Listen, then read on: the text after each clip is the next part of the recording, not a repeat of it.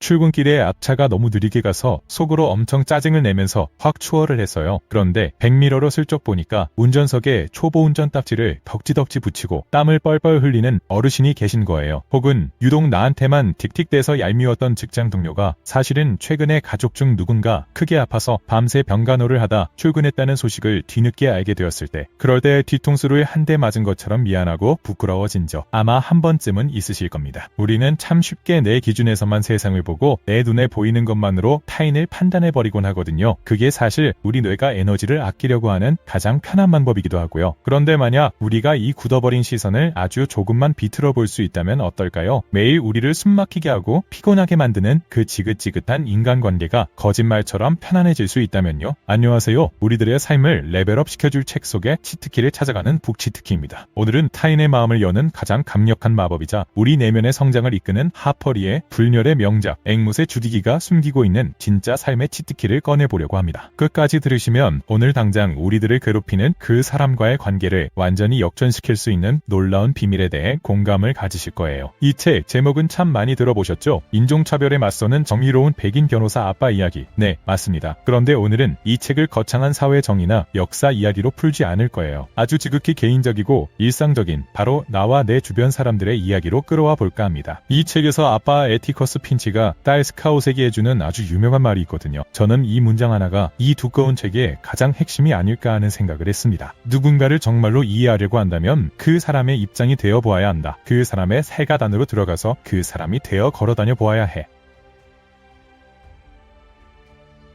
여러분 한번 생각해볼까요? 우리는 매일 수많은 사람과 부딪히며 살아가잖아요. 사랑하는 연인이나 배우자, 껄끄러운 직장 상사, 심지어 가장 가깝다고 생각하는 가족과 대화를 할 때도 우리는 각자의 단단하고 두꺼운 껍질을 입고 있어요. 내 말이 맞는데 왜 쟤는 저렇게 꽉 막혔지? 내 마음을 왜 이렇게 몰라주지? 이렇게 내 껍질 안에서 내 시선으로만 세상을 보니까 자꾸 부딪히고 상처받는 게 아닐까요? 이걸 책에서는 아주 극단적인 두 가지 사건으로 보여줍니다. 하나는 억울하게 누명을 쓴 흑인 청년 톰 로빈슨의 이야기예요. 마을 사람들은 진실이 무엇인지에는 관심이 없어요. 그저 흑인이니까 당연히 범죄를 저질렀겠지라는 두꺼운 편견의 껍질을 뒤집어쓰고 그를 몰아세웁니다. 내 살갗 밖에서 타인을 바라볼 때 인간이 얼마나 잔인해질 수 있는지를 보여주는 거죠. 그리고 또 하나의 이야기가 있어요. 바로 부 레들리라는 인물입니다. 집 밖에 나오지 않는 그를 두고 동네 사람들은 밤마다 고양이를 잡아먹는 무서운 괴물일 거라고 쑥덕거리죠. 겉모습과 소문만으로 완벽하게 판단해버린 거예요. 주인공 꼬마 스카웃도 처음엔 그를 두려워합니다.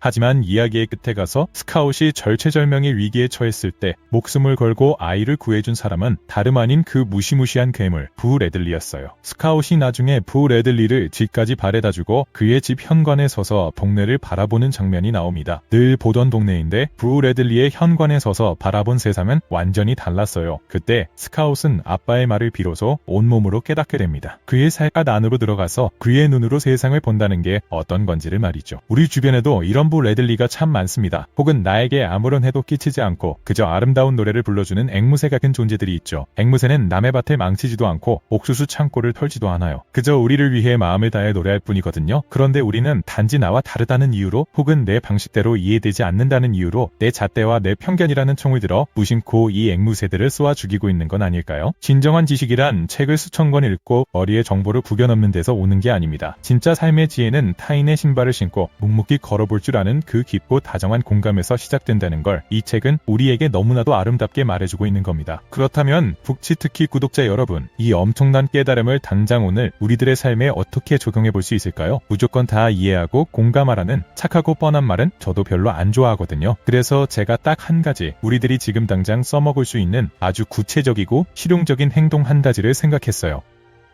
바로 3초 멈춤과 신발 속 모래알 찾기입니다. 오늘 하루를 보내다 보면 누군가 여러분을 욱하게 만들거나 도저히 이해 안 가는 행동을 할 때가 반드시 올 거예요. 앞뒤 꽉 막힌 소리를 하는 상사, 연락을 씹는 친구, 짜증 섞인 말투의 가족. 그때 반사적으로 화를 내거나 판단하기 전에 딱 3초만 속으로 숫자를 세면서 이렇게 스스로에게 질문해보세요. 저 사람의 신발 속에는 지금 어떤 뾰족한 모래알이 들어있을까? 나를 화나게 한 게 아니라 저 사람의 발을 아프게 하는 무언가가 지금 저 사람을 찌르고 있어서 저렇게 걸음걸이가 삐딱한 거라 들어가고 상상해보는 거예요. 상사가 말도 안 되는 짜증을 낸다면 지금 저 상사의 신발 속에는 위에서 쪼아대는 실적 압박이라는 뾰족한 돌멩이가 들어있구나. 배우자가 집에 들어오자마자 날카롭게 군다면 오늘 하루 종일 발이 퉁퉁 붓도록 시달린 피곤함이라는 모래알이 신발에 가득 차 있구나 하고 말이에요. 이건 상대방의 잘못을 무조건 참아주고 용서하라는 뜻이 절대 아닙니다. 호구가 되라는 건 더더욱 아니고요. 이것은 분노라는 감정에 내 소중한 에너지를 빼앗기지 않고 내 마음의 여유와 평정을 지키기 위한 아주 지혜로운 방어막이자 가장 세련된 무기라고 생각해요. 그렇게 생각하는 순간 이상하게도 내 안에 끓어오르던 화가 스르르 가라앉고 상황을 한 걸음 떨어져서 객관적으로 바라보게 되거든요. 타인의 사이라단으로 들어가는 첫 걸음이 바로 여기서 시작되는 겁니다. 여러분, 오늘부터 우리 모두 이 신발 속 모래알 찾기를 딱 일주일만 의식적으로 실천해보아요. 우리들의 마음이 시끌벅적하고 어수선한 시장통에서 잔잔하고 고요한 호수로 변하는 걸 느끼시는 분들이 계실 거예요. 사람들 때문에, 관계 때문에 받던 그 지독한 스트레스가 눈 녹듯이 사라지고 웬만한 일에는 타격받지 않는 아주 단단하고 깊은 내면을 갖게 되실 겁니다. 그리고 주변 사람들은 그런 여러분을 보면서 이렇게 생각할 거예요.